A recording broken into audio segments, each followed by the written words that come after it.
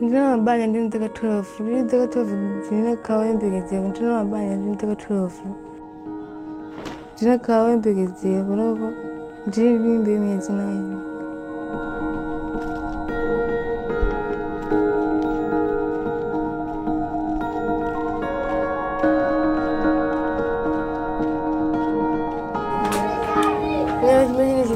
Ini kundi kupewa sukulu yoncho ninangova ndokula lugulu muna ndandalama kundama zori ankandoza mukunda mazakaja kale rozari nkorende ninakana kuone kuti ndikupewa sukulu kundiko kamize kuone kwa tizithandiza muntu mamuna azithandiza bebazi nguri pore nangu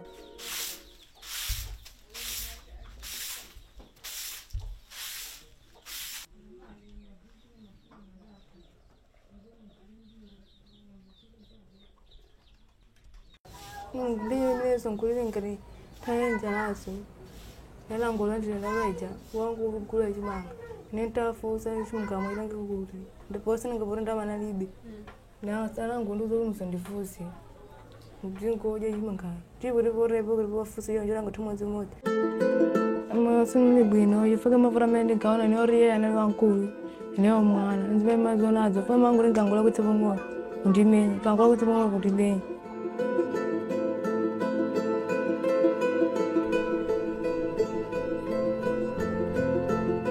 sukulu neso ndizivoso ndibwera sukulu